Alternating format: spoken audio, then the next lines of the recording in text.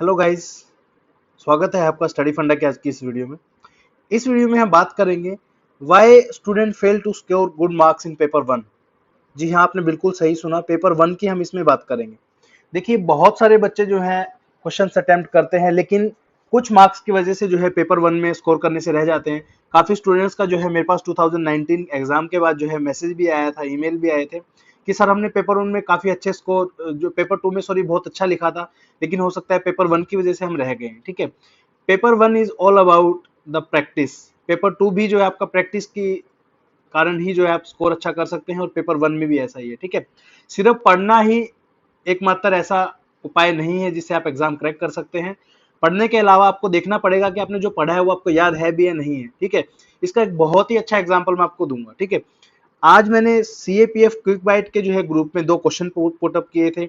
Same question हमने जो है, जो हमारा सीएपीएफ का नॉर्मल ग्रुप है, जो हमारा स्टडी फंडा का जो मेन ग्रुप है, इसमें 8000 फॉलोवर्स हैं, उसमें पुटअप किए थे। ठीक है, क्वेश्चन था बुक्स के ऊपर था। दो बहुत ही बड़े जो है फॉरेन ट्रेवलर रहे हैं, उन दोनों ने एक एक बुक लिखी है, मतलब काफी सारी लिखी है, जो मेन एक एक बुक जो यूपीएससी में आती है बेसिकली एग्जाम्स में, उसके ऊपर मैंने एक क्वेश्चन पूछा था। ठीक है, अब यहाँ पे दो चीजें हो सकती हैं। एक तो आपने थीम्स वाली हिस्ट्री जो है वो पढ़ी नहीं है। ठीक है, एक ऐसा हो सकता है कि आपने पढ़ी है लेकिन फिर भी आपको याद नहीं है। ठीक है, अब देखिए क्वेश्चन था, रिहाला या Rahla a book written by which foreign traveller. ठीक है, यू वोंट बिलीव, सिर्फ 38% लोगों को पता है इस बुक को जो है इब्न बतूता ने लिखा है।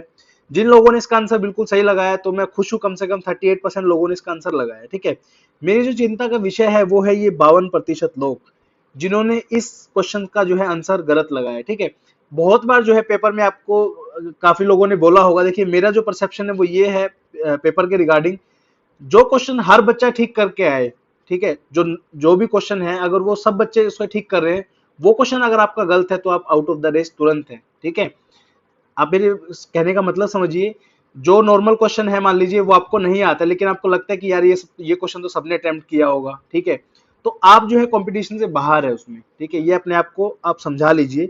दूसरा क्वेश्चन मैंने पूछा था, अल बरूनी ने एक किताब लिखी थी किताबुल हिंद, उसको जो है किस लैंग्वेज में लिखा गया था?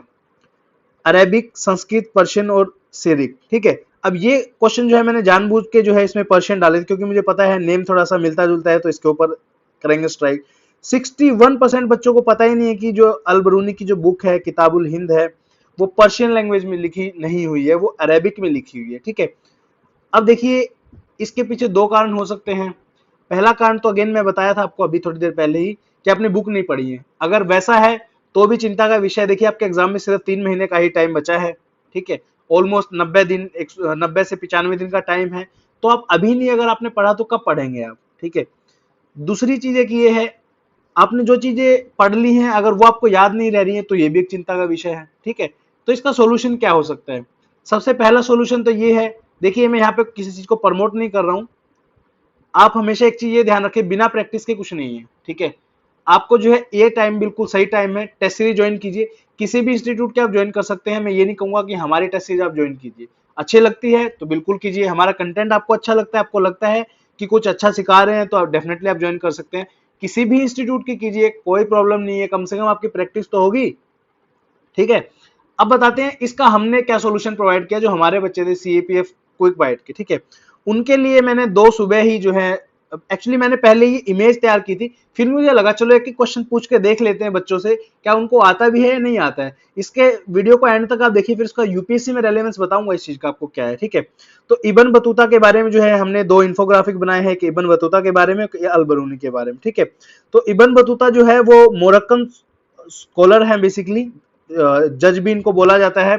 इनका जन्म जो है तांगीर सिटी में हुआ था जो कि मोरक्को में है। ठीक है, उसके बाद इन्होंने बहुत सारे जगहों को जो एक्सप्लोर किया, नए वर्ल्ड्स को देखा इन्होंने, बेसिकली अलग अलग पार्ट्स में गए घूमे ये। ठीक है, उसके बाद जो है सिंध पहुंचे थे ये 1333 में।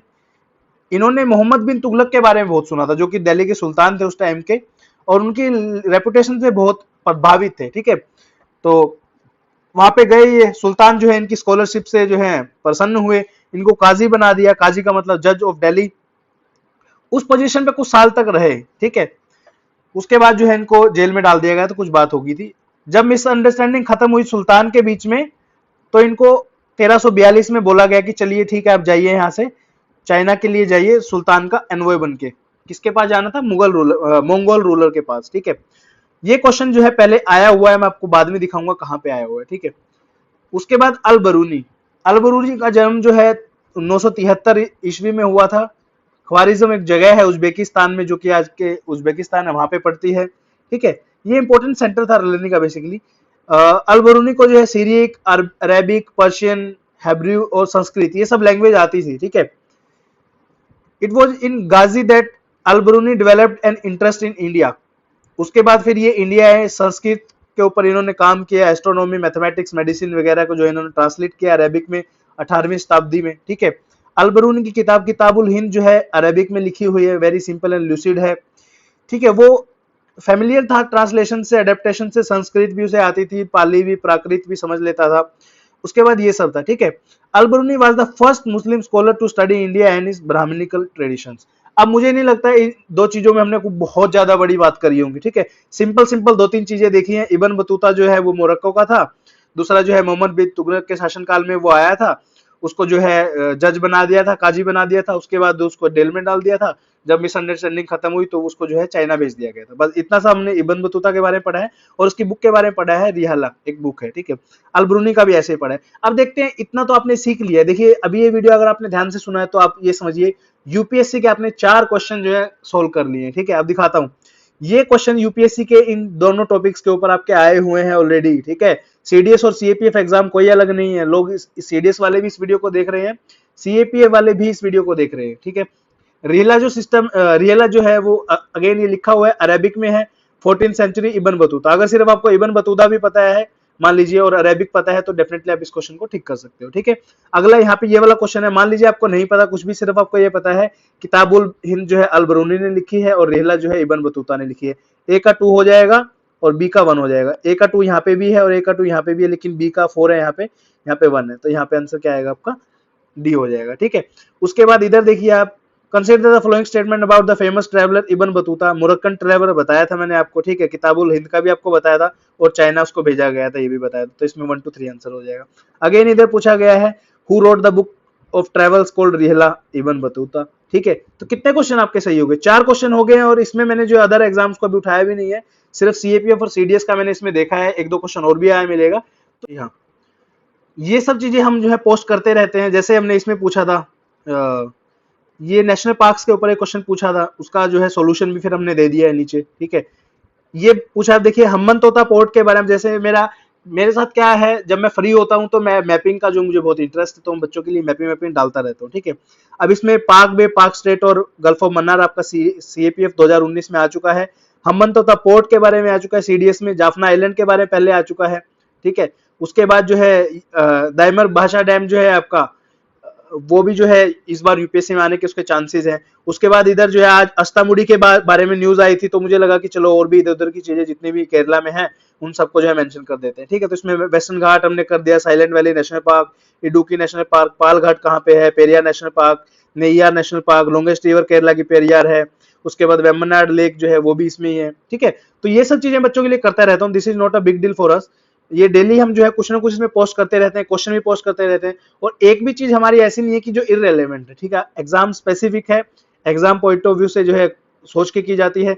अब जैसे इसमें ये वाली 2 फोटो पोस्ट करी थी हमने, शायद मेन ग्रुप में भी करी होंगी। ठीक है, उसके बाद नेवल कमांड के ऊपर बहुत सारी चीजें ऐसे आपको देखने को मिल जाएंगी जो कि सिर्फ जो है इस ग्रुप के लिए अवेलेबल है। ठीक है, अब जैसे इसमें नामदाफा वाइल्ड लाइफ सेंचुरी, आज मैंने वाइल्ड लाइफ सेंचुरीज के ऊपर भी एक क्वेश्चन पुट किया था, काफी बच्चों ने गलत भी किया है मेरे खुद के ग्रुप से। तो उनको सभी को मैं ये बोलना चाह रहा हूँ, कोई भी क्वेश्चन आप अटेम्प्ट करें उसे अच्छी तरह से अटेम्प्ट करिए, कोई जल्दीबाजी नहीं है।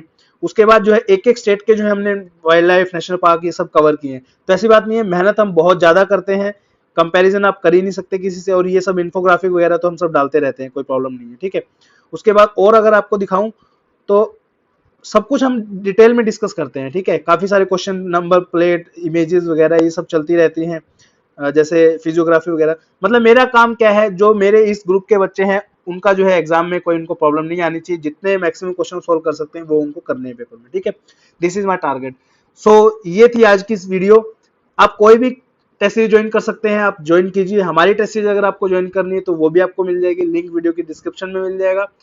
क्वेश्चन, बहुत सारे ग्रुप जो है क्वेश्चन प्रोवाइड करते हैं, आप जितने क्वेश्चन ज्यादा सोल्व कर सकते हैं उतने ज्यादा क्वेश्चन सोल्व कीजिए, ठीक है। मैं ये नहीं कह रहा कि हमारे सबसे बेस्ट है, लेकिन ये है, मुझे लगता है कि हम बहुत अच्छा परफॉर्म कर रहे हैं। बहुत सारे लोगों के मैसेज आते हैं, मैंने ग्रुप में भी डाले हैं, तो आप भी अगर इस इनिशिएटिव को ज्वाइन करना चाहते हैं, ठीक है, तो आप ज्वाइन कर सकते हैं। डिटेल जो है सारी की सारी वीडियो की डिस्क्रिप्शन में आपको देखने को मिल जाएगी। Thank you so much for watching this video.